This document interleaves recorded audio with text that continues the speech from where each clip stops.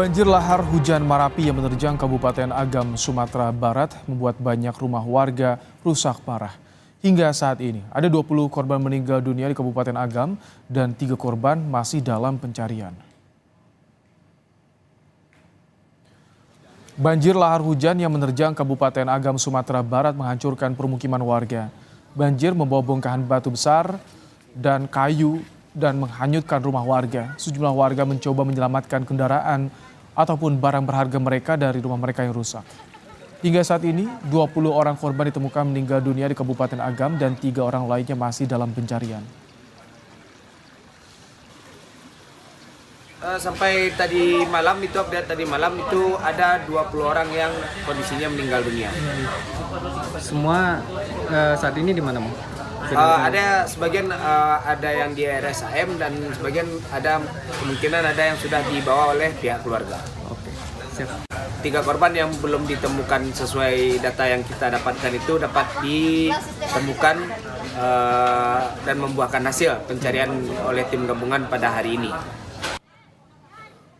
Sementara itu, korban banjir lahar hujan Marapi di Kabupaten Agam saat ini mengungsi di Sekolah Dasar 08 Canduang. Sekitar 100 lebih korban mengungsi di 3 ruangan belajar. Korban sudah mulai menerima bantuan berupa makanan, selimut, makanan bayi, dan sejumlah perlengkapan lain. Saat ini korban masih membutuhkan pakaian untuk wanita dan perlengkapan bayi dan anak-anak. Kan kami di sini rata-rata untuk perempuan itu pakaian dalam, terus mandi, untuk itu pampers untuk anak-anak sama orang tua. Untuk kesehatan seperti apa, Bu, saat ini? Kenapa? Kesehatan. Kesehatan alhamdulillah kami mungkin shock. Jadi sekarang itu karena kita posisi lagi berduka, memang menyiapkan mental lah. Pakar mitigasi bencana geologi Surodo menyebut saat ini warga harus mewaspadai hujan, terutama intensitas hujan di puncak Gunung Marapi. Hal ini imbas bencana lahar hujan pada Sabtu malam lalu dan bencana serupa bisa terjadi setiap ada hujan, utamanya hujan lebat di atas puncak Marapi.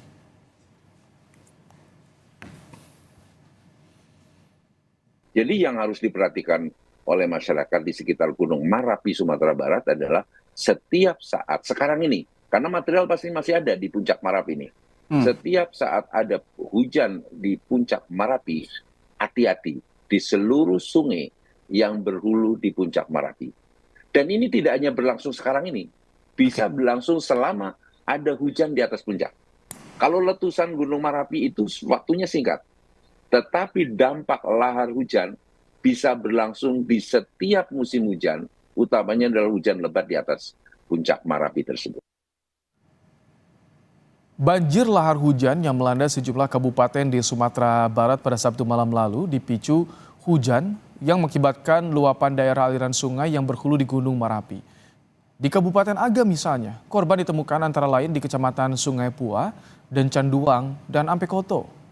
Limpasan banjir ini menerjang Nagari Bukit Batabuah Canduang. Sementara di Kabupaten Tanah Datar, kecamatan yang terdampak antara lain Kecamatan Sapuluwah Koto, Parambahan, Kecamatan Batipuh, Pariangan, Kimakaum, dan Sungai Tarap. Banjir bandang di wilayah ini dipicu luapan Sungai Malana yang berhulu di Gunung Marapi.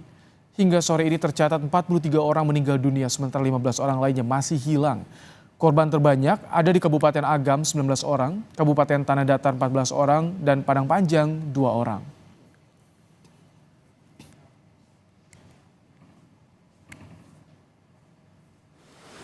Lebih lengkap soal bencana banjir lahar hujan di Lembah Gunung Marapi, kita berbincang dengan Herudin Tias Desi Purnamasari, Ketua Tim Gunung Api Badan Geologi PVMBG. Selamat petang, Bu Herudin Tias. Selamat petang, Pak Ibrahim. Baik, Bu, dengan kondisi saat ini pasca banjir lahar hujan di wilayah Gunung Marapi ini, apa yang harus diwaspadai, Bu? Iya, yang harus diwaspadai ini adalah adanya curah hujan yang cukup tinggi di area sungai-sungai yang berhulu di Gunung Marapi, dan ini adalah salah satu yang menjadi faktor adanya lahar di Gunung Marapi. Nah, itu disebabkan adanya endapan hasil dari produk erupsi Gunung Marapi yang kemudian bercampur dengan air hujan dan menghasilkan lahar. Kalau saat ini status Gunung Marapi bagaimana, Bu? Untuk status gunung api saat ini masih di level 3 atau siaga dengan radius 4,5 kilometer jarak aman dari pusat erupsi gunung api di Fairbanks. Baik, jadi masih rawan juga untuk mengeluarkan material vulkanis dan juga ditambah ketika ada cuaca buruk itu yang menyebabkan banjir lahar hujan, Bu Heru Ningtyas. Iya, betul, Pak. Memang Gunung Merapi saat ini masih belum stabil aktivitasnya dikarenakan ini levelnya kami juga masih di level 3 atau siaga.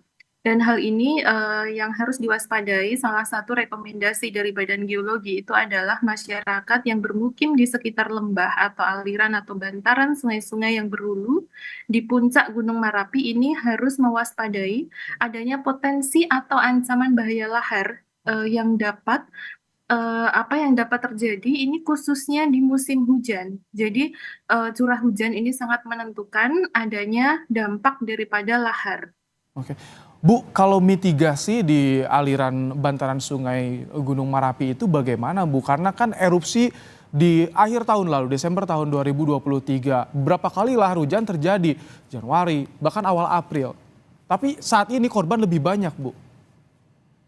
Iya betul, memang untuk lahar ini sangat salah satunya menjadi pemicu itu adalah hujan. Jadi curah hujan yang sangat tinggi ini dapat memicu adanya lahar yang meluas gitu. Jadi untuk masyarakat memang harus mewaspadai khususnya di bantaran-bantaran sungai dan hal ini juga harus diwaspadai oleh pemerintah daerah juga bahwasanya untuk aliran lahar yang khususnya yang berhulu di Gunung Merapi ini harus lancar aliran sungainya dikarenakan kalau debit dari curah hujan yang cukup tinggi dan endapan material Gunung Merapi ini yang menumpuk di puncak atau di area atas Gunung Merapi ini dapat menghasilkan lahar yang cukup besar gitu.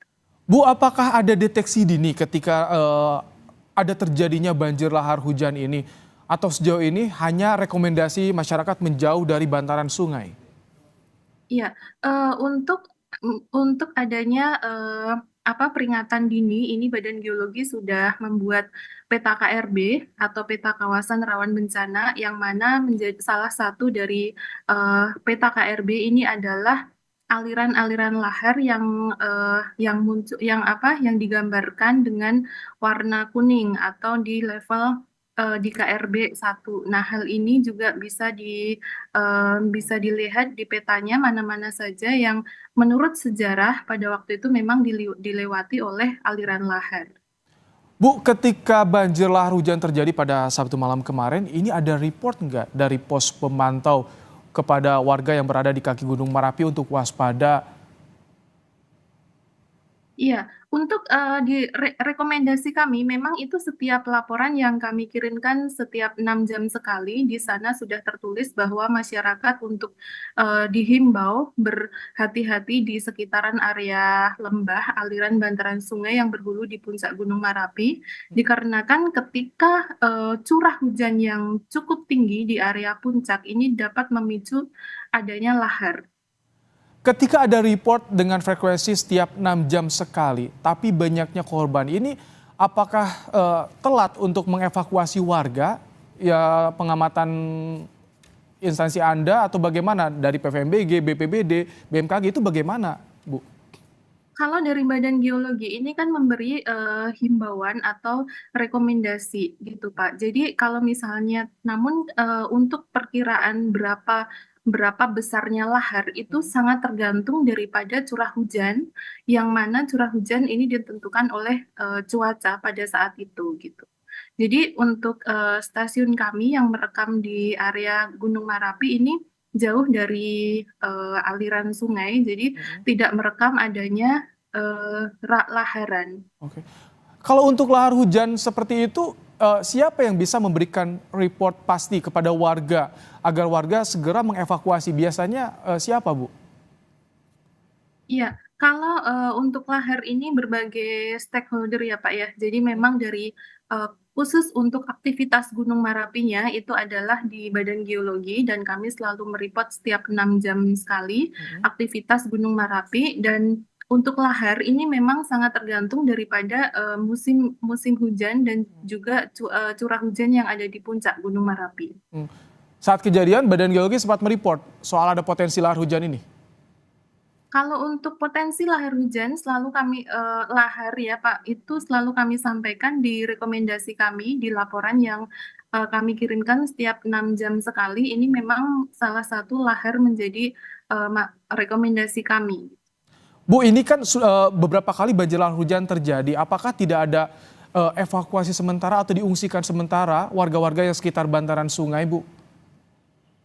Ya, kalau masalah pengungsian ini memang harus ada komunikasi antar stakeholder, jadi tidak hanya satu atau dua instansi, jadi ini harus ada koordinasi yang sangat masif, mengingat bahwa lahar ini kan memang banyak sekali titik-titik yang harus diungsikan gitu Pak. Dan untuk masyarakat ini juga kami sosialisasikan ketika Gunung Merapi ini aktif. Memang erupsi yang terjadi di Gunung Merapi itu kan endapan-endapan daripada material dari puncak itu kan masih mengendap di area puncak. Nah, ini ketika curah hujan yang cukup tinggi ini bisa terbawa di bantaran-bantaran sungai dan dapat menghasilkan lahar. Namun seberapa laharnya ini harus kita mengetahui curah hujannya ini sangat tinggi dan juga endapan daripada produk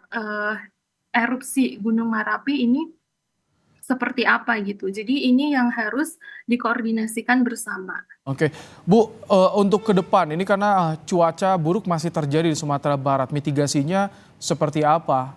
Termasuk juga soal 3 stakeholder, apakah akan ada peta jalur evakuasi warga atau bagaimana ke depannya dengan BPBD dan BMKG?